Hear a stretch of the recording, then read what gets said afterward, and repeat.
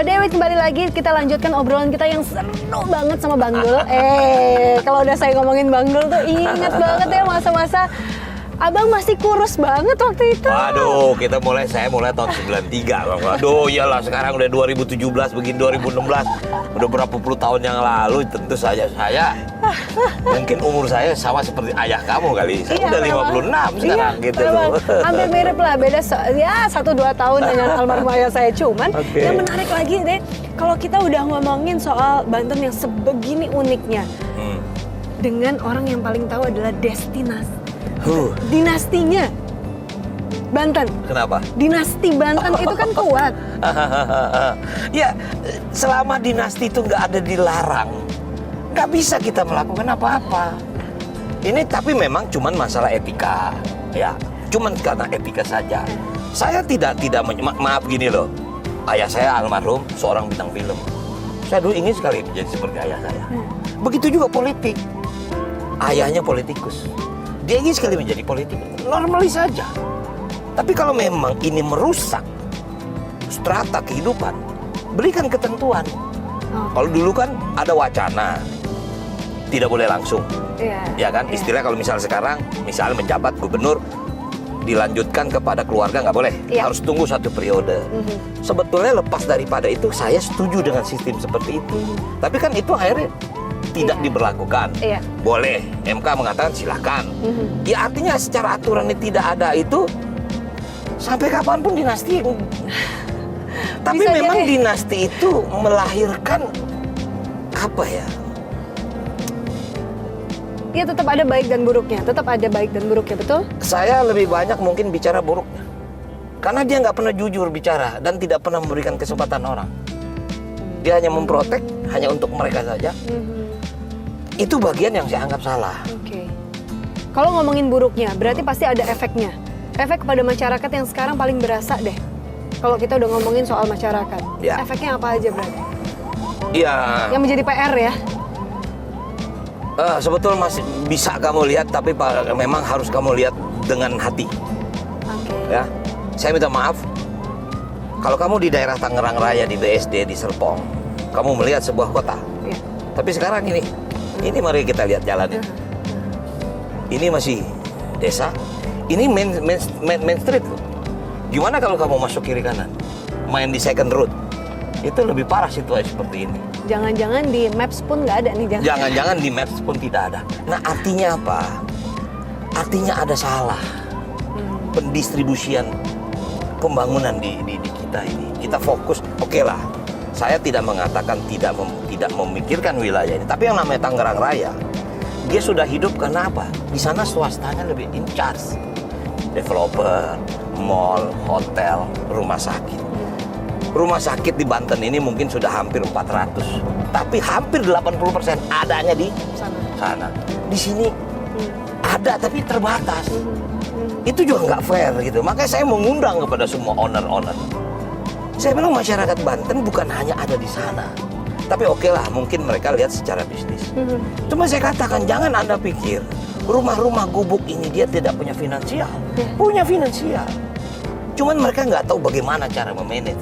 Nah, itulah caranya. Kenapa? Saya bersyukur setelah saya selesai menjadi gubernur periode 2012-2017, Bank Banten berdiri. Kemudian Jamkrida berdiri. Nah, artinya apa? Secara ekonomi, masyarakat Banten di sini, di wilayah selatan, dia harus memang punya pendampingan yang kuat. Kamu bisa ngebayangin kalau tol ini jadi untuk menunjang kawasan ekonomi khusus, mungkin dalam waktu 2-3 tahun, kemudian Tanjung Lesung jadi. Ini wilayah selatan yang dulu miskin loh. Apa yang akan terjadi kalau ini jadi? Ini akan berkembang.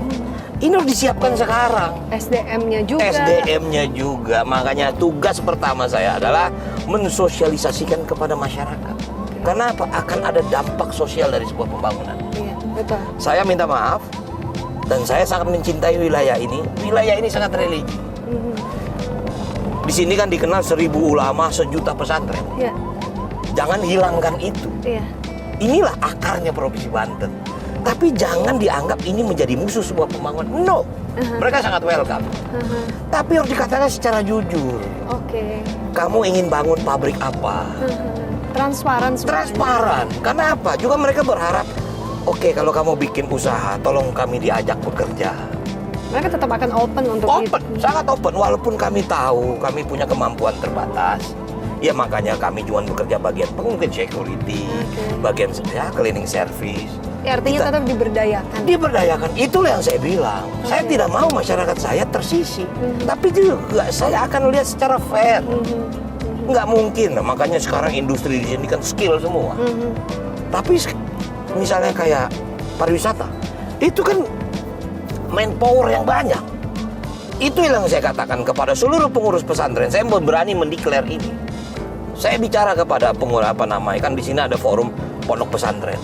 Hari ini kita harus siapkan santri-santri kita menghadapi satu era baru, era modern.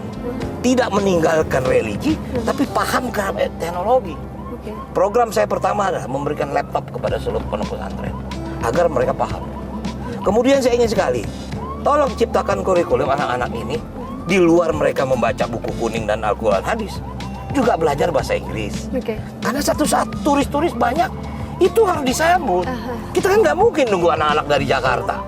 Nanti begitu anak Jakarta kerja, timbul lagi kecemburuan. Mereka baru sadar sekarang. Kenapa tidak boleh kalian bisa belajar bahasa lain, belajar bahasa Cina, belajar bahasa Prancis? Itu kan kekayaan terbuka Melek gitu. ya, berarti sekarang harus buat melek dia dulu. harus main itu. Tapi tidak meninggalkan ini. Orang datang ke Banten sadar potensi pertama adalah religi dan lifestyle yang memang virgin bukan perawan, tapi semuanya masih unik unik. desa, culture. Inilah kalau mereka mau lihat modern, mereka ke Singapura atau ke Bali aja. Mereka terbang ke Bali cuma 1,5 jam sampai, kalau jalan ke Sawarna 3 jam, kalau dihitung angguran gua ke Bali. Bahasanya seperti itu kan. Tapi memang ada sesuatu yang lain. Tadi saya baru ngomong sama kamu soal Baduy. Belum kamu lihat acara yang namanya Seba. Waduh. Apalagi itu? Itu kan tadi Seba Baduy. Seba Baduy itu kunjungan masyarakat Baduy kepada pimpinan daerah. Seba itu nyaba itu pemberian. Jadi hasil bumi setiap tahun pasti dia bawa. Yang supaya kamu tahu, Seba itu ada dua, ada Seba kecil, Seba besar. Kalau Seba kecil itu kira-kira kunjungan mereka ya kira-kira 1.500 orang. Sebanyak itu? Sebanyak Itu baru kecil? Itu kecil. Kalau Seba besar di atas 3.000. Yang ingin saya ceritakan, mereka jalan dari Baduy, dari Lebak ke kabupaten kota, bahkan ke provinsi, 3 hari 3 malam jalan kaki. Berarti melewati jalanan ini juga membawa hasil bumi.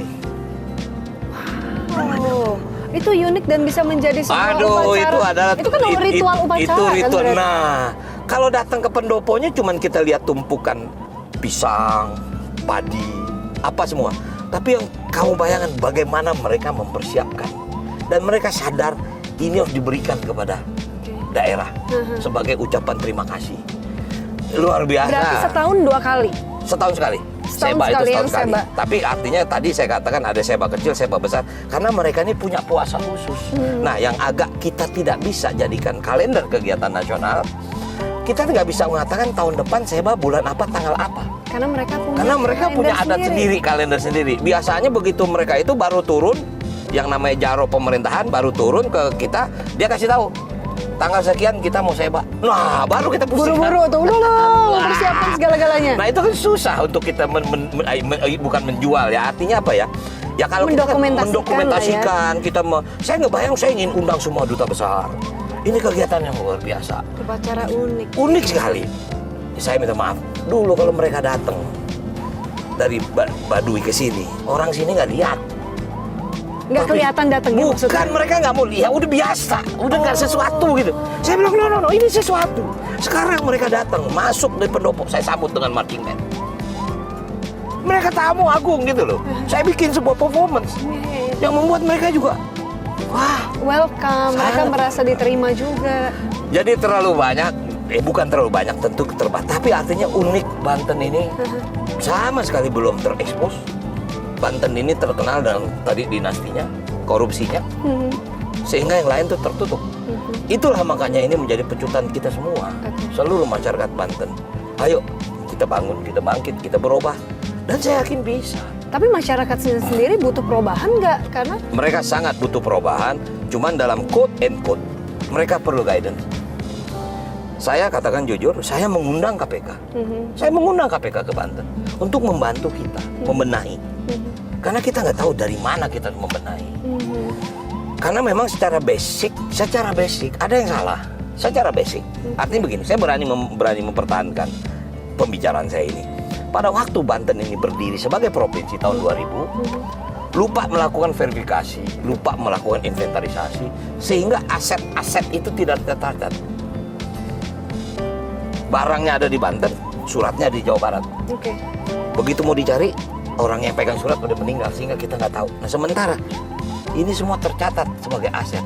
Inilah yang menjadi problem Banten tiap tahun, sehingga kami 2 kali berturut-turut kemarin disclaimer. Disclaimer ini opini dari BPK banyak tidak diberikan opini. Itu paling buruk. Artinya nggak bisa dipertanggungjawabkan lah. Berarti kalau udah seperti itu bagaimana? Waduh, saya tugas berat membenahi. Ya, saya juga jujur bukan manusia sempurna. Saya juga punya kesalahan. Tapi artinya saya sangat tahu di mana saya harus membenahi diri.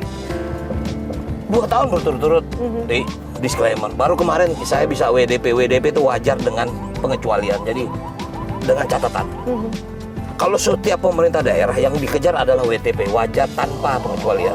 Itu absolut bagus lah. Walaupun sebetulnya itu bukan berarti tidak ada temuan. Ada temuan tapi bisa dipertanggungjawabkan. Kalau yang namanya WDP, yang namanya disclaimer udah nggak bisa udah nggak bisa dinilai. Udah nggak bisa.